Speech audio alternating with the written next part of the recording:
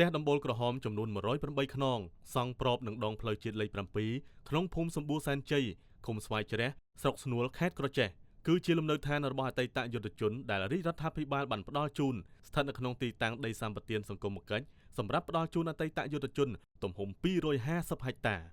ផ្ទះទាំង108ខ្នងនេះចាប់ផ្ដើមសាងសង់តាំងពីឆ្នាំ2011មកម្លេះដែលជាអំណោយដ៏ថ្លៃថ្លារបស់សម្ដេចអគ្គមហាសេនាបតីតេជោហ៊ុនសែនប្រធានសមាគមអតីតយុទ្ធជននិងនិវត្តជនកម្ពុជានិងសម្ដេចគតិព្រឹទ្ធបណ្ឌិតប៊ុនរ៉ានីហ៊ុនសែនដែលជានិច្ចកាលសម្ដេចទាំងទ្វេតែងតែគិតគូរជានិច្ចចំពោះសុខទុក្ខនិងជីវភាពរស់នៅរបស់អតីតយុទ្ធជននេះបើយោងតាមរបាយការណ៍របស់គណៈកម្មាធិការសមាគមអតីតយុទ្ធជននិងនិវត្តជនកម្ពុជាខេត្តក្រចេះក្នុងមូលដ្ឋានខាងលើនេះបានរៀបចំជាភូមិករបែងចែកដីសម្រាប់ធ្វើកសិកម្មដីលំនៅឋាននិងសង់ផ្ទះជូនអតីតយុទ្ធជនដែលមានជីវភាពខ្វះខាតមកពីបណ្ដាខេត្តមួយចំនួនរួមមានអតីតយុទ្ធជនក្នុងខេត្តក្រចេះ36គ្រួសារអតីតយុទ្ធជនមកពីខេត្តកំពង់ចាម34គ្រួសារនិងមកពីខេត្តត្បូងឃ្មុំចំនួន38គ្រួសារលោកសេងសធាមេភូមិសម្បួរសែនជ័យបានថ្លែងឲ្យដឹងថាបច្ចុប្បន្នស្ថានភាពនៃការរស់នៅរបស់អតីតយុទ្ធជនក្នុងមូលដ្ឋាននេះមានភាពល្អប្រសើរច្រើនជាងពេលមុនក្រោមការយកចិត្តទុកដាក់ពីអាជ្ញាធរមូលដ្ឋាននិងជាពិសេសភូមិឋានទទួលបានការអភិវឌ្ឍហេដ្ឋារចនាសម្ព័ន្ធជាបន្តបន្ទាប់ដែលជាផ្នែកមួយជួយសម្រាលការលំបាករបស់បងប្អូនអតីតយុទ្ធជនដែលរួមមានការតភ្ជាប់បណ្ដាញផ្លូវថ្នល់អគ្គិសនីព្រមទាំងចំការដំណាំរបស់បងប្អូនទទួលបានផលគបប្រសើរពីមួយឆ្នាំទៅមួយឆ្នាំបាទពីមុនគឺសាលារៀនអីវានៅសាលារៀនឈើហ្នឹងធ្វើដោយសហគមន៍អញ្ចឹងចេះតែអាវាយសសរជាសសរបលៅមូលតែនៅក្នុងរយៈពេល10ឆ្នាំក្រោយមកនេះមកដល់ទល់2026នេះទី1សាលាសម្បួរសែនជ័យទៅជាសាលាថ្ម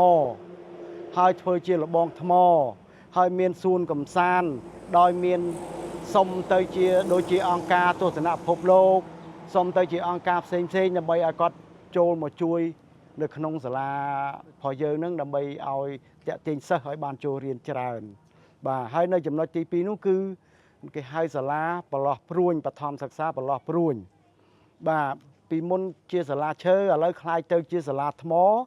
មួយខ្នង4បន្ទប់ដោយយើងសុំទៅខាងអង្គការជប៉ុនបាទសប្បុរសជប៉ុនហើយនៅឆ្នាំ2025មុននេះគឺយើងសុំបានសាលាមត្តេយ្យមួយខ្នង3បន្ទប់ទៀតបាទសុំពីខាងអង្គការជប៉ុនដដែលបាទលោកមេភូមិខាងលើបានឲ្យដឹងបន្ថែមទៀតថាបច្ចុប្បន្ន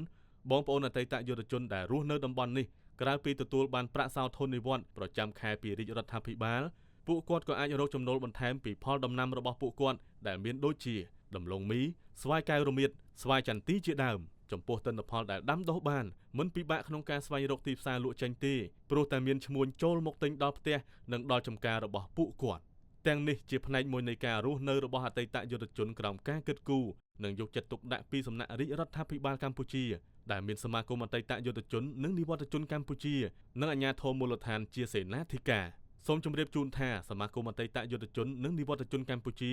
ក្រោមការដឹកនាំចង្អុលបង្ហាញពីសម្ដេចតេជោហ៊ុនសែនជាប្រធានសមាគមនិងមានសម្ដេចធិបតីហ៊ុនម៉ាណែតជាអនុប្រធានទី1ព្រមទាំងឯកឧត្តមគតិសង្ឃហបណ្ឌិតគុណគីមជាអនុប្រធាននិងជាសេនាធិការបានបន្តចូលរួមលើកកម្ពស់ការរស់នៅរបស់អតីតយុទ្ធជននិងបច្ចុប្បន្នបានគិតគូរទាំងនិវត្តជនដែលជាមន្ត្រីរាជការស៊ីវិលចូលនិវត្តន៍ឲ្យទទួលបានការរស់នៅសមរម្យដែលរួមចំណែកជាមួយរាជរដ្ឋាភិបាលក្នុងការកាត់បន្ថយភាពក្រីក្រនៅក្នុងសហគមន៍